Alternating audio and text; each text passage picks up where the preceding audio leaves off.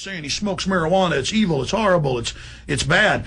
The only reason it could be bad is because they've made it illegal. It's now under that culture of other illegal drugs, and so when you're out buying it, you don't know if it's good, you don't know if it's been sprayed, you don't know if it's tainted, you don't know if Paraquat's been sprayed on it, and then the dealer may say, I got something else for you that is really bad. And see, that's why we've got to decriminalize it so that it isn't in that whole culture. Well, it certainly needs to be switched out of the culture it's in right now, because Americans are not going to stop growing it. They're not going to stop smoking it, no matter how many of us you put in jail. And if there's one pot smoker in jail, we're all in jail. And then the states pass laws decriminalizing, and the feds say no and swoop in and federal. Well, that's what bothers me. That's what bothers me. People said, well, you're supposed to change the laws through, well, I ran for Congress. I tried that. And here's the problem. They say change the laws the right way. Don't release films. Don't sting cops. Well, every time the American people bring it up on the ballot, for instance, they just did this in Michigan for medical marijuana. The cops, the chief of police, are the ones that come out and say, no, we can't do this, and start the marijuana madness thing again. So the government and the police tell us go through the proper channels to change the law, and then when we try, they come against it. So it makes absolutely no sense. It's not fair. Well, we've got to start with ending prohibition on marijuana, and then taxing it and controlling it like anything else. I don't even like them taxing it for this reason, Alex. But if I can get them to at least do that. Oh, I would take that. But that's still saying, we'll pay you money, American government, if you quit putting us in jail for something we shouldn't be in jail for anyway. They should leave that plant alone, and if they do, it will do more good for America than all the tax money it could ever bring. But if they want to legalize it and tax it, we'll take that. Well, it's an automatic tax. It's all. I mean, you said $90 billion a year. I mean, you're billion. Right. Yeah, billion. It's already a tax cut if we stop spending that $90 billion a year. Yeah, good point. So I mean, right there, that's $90 billion that we won't be spending. Now, before we run out of time here, I know we've got 30 minutes of overdrive, but for the full audience, with about 18 minutes left.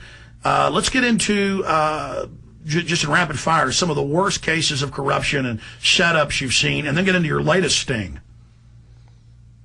The worst cases of corruption would be those where we put people in jail when the informant planted the drugs, and or we lied on the search warrant, and or we caused our dog to false alert when they refused consent so we could search their car, or taking an 8-ball of cocaine out of my pocket as an officer and sticking it in another man's pocket that's handcuffed and telling him if he doesn't call me within 24 hours to set somebody else up on a drug bust, that 8-ball of cocaine was going to be his.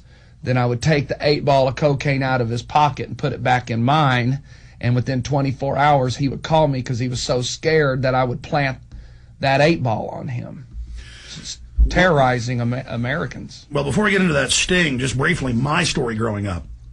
By the time I was 12, I had older friends. I was playing baseball with things in the neighborhood in Dallas, middle-class area, Rockwall, actually, there on the lake. And I'd go over, and their older brothers would be smoking pot, and I'd smoke it and wouldn't like the way it made me feel.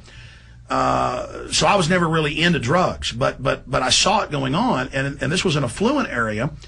And so by the time I was about 14, I had friends who were now 18 who I knew were suddenly driving Corvettes and having a great time. They were being left alone by the police.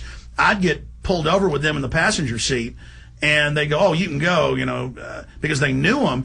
And I would be at a party, and I'd see a plainclothes guy show up, and I knew these guys for so many years. They trusted me. Suddenly I was in the middle of this, seeing ecstasy, cocaine, LSD, marijuana, with police delivering this to teenage and then 20-year-old dealers who were running around selling this to all the yuppies and housewives in town.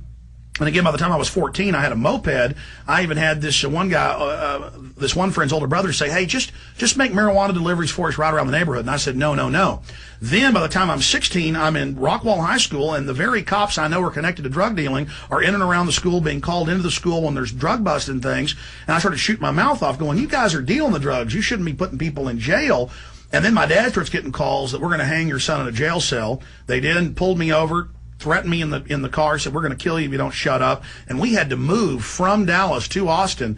My dad said, that's it, and, we're out of here, because suddenly cops were by my house driving around. They were pulling me over.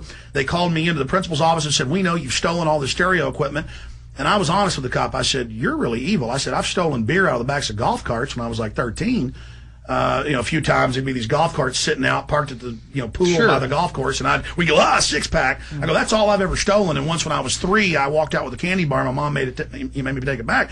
I said, I haven't stolen any stereo equipment. I'm not a criminal. And he said, I know that, but we're going to put you in jail, and big black men are going to rape you if you don't go set people up for us. So their way of trying to make me shut up as all this was happening was to try to call me in and say, big black men were going to rape me if I didn't go set people up for stealing things. Then they called me in right before we moved and said, we know you're involved in all these other criminal activities. We know you're involved in arson. And I was going, whoa. And then they found out we were moving. And it was the last day of school. And the cop walks out to my truck, the head cop, and he says, Alex, I hear you're moving to Austin. Doesn't matter. You're a criminal. We're still going to get you, and black men are still going to rape you and give you AIDS. Jeez. And I've got some advice for any listeners, and this is the advice we give daily. If you're in a jurisdiction and the cops are picking on you like they were Alex and many others, you need to leave that jurisdiction. You need to physically move away from that address. Candi and I fled East Texas to come to Austin because just 8 months ago, one of them in a park, you were talking about how cops shoot people. Now they've got this neat thing they do, and they did it to Candi and I, and we're suing the department for it. We were walking in a park, and we got into a confrontation, and the cop, a very calm confrontation, I might add, and the cop grabbed his pistol and started screaming, "You're not going to shoot me. You're not going to shoot me." I thought he was going to shoot him. Yeah, I instantly registered that as this guy's setting things up where when he shoots me, it's on video and camera that he was in fear of his life, which is what the cops need before they pull the gun. They have to explain they're in fear of their life. In the threat continuum. Yes. So he's already screaming, "You're not going to shoot me. You're not going to shoot me." That way, if he had to shoot me on the video, it's like, man, I was scared. I thought he was going to shoot me because it was night and I had a cell phone, That's what they're saying now about the guy they just killed out in California. Yeah, last week. They're saying, we thought he was going to do something. They put out a false story. It turns out he was on it. So we moved to Austin. It's safer here than other areas of Texas. No, I know the police chief. He's actually going to be in here in 2 weeks in studio. Well, he's got a problem with taking blood from people on these DWIs. I agree. I brought that up to him. Yeah, he's got to quit that. But he at least is kicking cops off, which other departments won't, who are shooting people in the back. And then saying they should be charged. Yeah, well, that's his reasonable service. That's not like that chief's doing a favor. And I don't have I agree. But that's his reasonable service. He's supposed to kick cops off that shoot people. Mm-hmm. But holding people down like they've been doing through the holidays here in Austin with a search warrant to pull their blood from them is craziness. Oh, no, I agree. I mean, and I saw the chief on... Oh, I know. I didn't think that. No. But I do take issue with that. I saw him on the news the other day proudly exclaiming and proclaiming, you know what? I hate that people drink and drive, but my freedoms are more valuable than the dangers even they bring. Absolutely. And those that claim, give us your liberty for security, they always want to set up tyranny. And just finishing the story about Rockwall briefly, right before we moved, the sheriff, and I wasn't having trouble with them, it was the APD, or it was the Rockwall PD. It was the city, got caught by the feds flying cocaine and marijuana into the Rockwall Municipal Airport. So it turned out it was a huge drug dealing operation to all those wealthy people in that bedroom community. And just because I shot my mouth off a few times, that concerned them. Mm. And they were getting ready to kill me. Because then my dad had one of the city lawyers who he'd known, back from college days, call him up and say, get your family out of here now. That's all I'm going to tell you. Get out of here now, or your son's going to be hung in a cell. We'd already had that phone call. And then I had him pull me over, say, you're drinking while driving, wasn't drinking, put me in the car, took me to the Rockwall jail cell when I was 16, and said that they would kill me if I didn't shut up. Now, that's America.